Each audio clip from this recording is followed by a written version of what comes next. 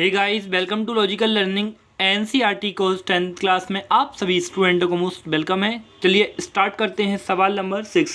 और सवाल नंबर 6 है 3x² - x - 4। चलिए इस सवाल को करते हैं हल और लिखते हैं दिया गया बहुपद।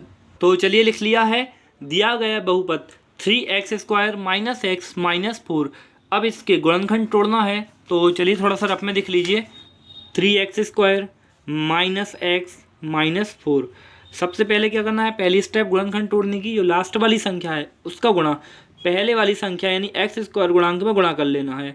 तो जैसे ही आप 4 का 3 में यहाँ पर गुणा करेंगे तो 4 दिया कितना हो जाएगा 12, है ना। यानी बीच वाली संख्या को ऐसा तोड़ना है कि गुणा करने पर 12 आने चाहिए और जोड़ने या घटाने पर स्वयं बीच की संख्या यानी 1 आना चाहिए। तो आप देखिए ऐसे कौन कौन से पहाड़े हैं जिनमें 12 आता है, तो 2 एकम 2 और 2 इछिंग 12। यहाँ देखिए 2 इछिंग 12 तो हो जाएगा, लेकिन जब 6 में से 2 जाएगा तो यहाँ पर कितने बचेंगे, 4 बचेंगे, या फिर 6 और 2 जुड़ जाएंगे तो 8 हो जाएंगे, लेकिन बीच में तो 1 लाना है। तो चलिए और आगे बढ़ते हैं। जब 3 के पहाड़े में देखते हैं 3 एकम 3, 3 दूनी 6, 3 तिरका 9 और 3 चौके, यहाँ देख सकते हैं 3 चौके 12 भी हो जाता है। और जब 3 में से 4 जाएगा तो कितना आ जाएगा, 1 आ जाएगा।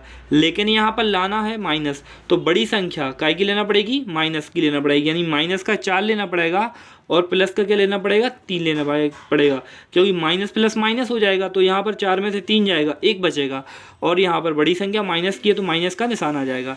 तो चलिए इस सवाल को करते हैं हल। तो चलिए लिख लेते हैं, यहाँ लिखेंगे 3x² माइनस का है, तो मैंने अभी बताया कि बड़ी संख्या का लेना पड़ेगी, यहाँ पर ये माइनस का लेना पड़ेगा 4x और प्लस का आएगा यहाँ पर 3x, और यहाँ पर लिखा हुआ है माइनस का ये 4। तो अब देखिए जब 4 में से 3 जाएंगे तो यहाँ पर 1 ही बचेगा, यानी x बचेगा, और 4 तिया 12 हो जाएगा। अब इसके बाद सेकंड स्टेप क्या है, इन दोनों संख्याओं में से कॉमन लेना है। कॉमन यानी जो इसके पास भी हो और इसके पास हो, तो दोनों में अपन देख सकते हैं x कॉमन है, ठीक है। तो जब जैसे ही x बाहर आएगा, है ना, और साथ में और कुछ कॉमन दिख रहा है क्या आपके लिए, बिल्कुल नहीं दिख रहा होगा।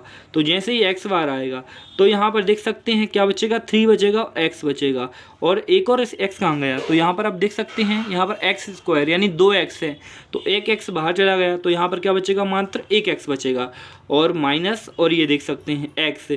जब x यहाँ पर बाहर चला गया है तो यहाँ पर क्या बचा है, सिर्फ 4 बचा है, तो यहाँ पर लिख लेंगे 4, ठीक है।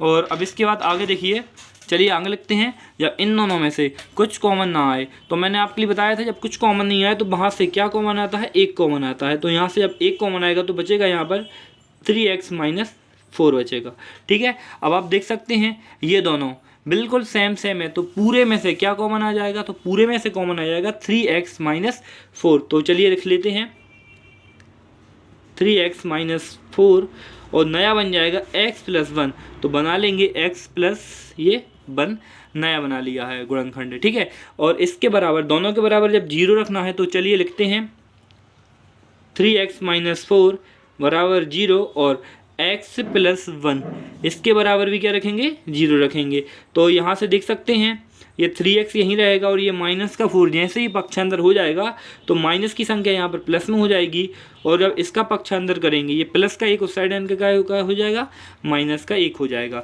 तो यहाँ से देख सकते हैं ये दोनों गुणा में हैं, तो गुणा में है मतलब ये 4 के बटे में पहुँच जाएगा, यानी 4 के बटे में 3 हो जाएगा। मतलब एक गुणनखंड पहला शून्य का आया है 4/3 और दूसरा शून्य का आया है x बराबर -1। ये अपने 2 गुणनखंड आ गए, और इसके लिए अपन शून्यक भी बोल सकते हैं। जब 2 शून्यक आ जाते हैं तो निकालते हैं शून्यकों का योगफल। तो चलिए लिख लेते हैं शून्यकों का योगफल। तो चलिए लिख लिया है शून्यकों का योगफल बराबर -b/a।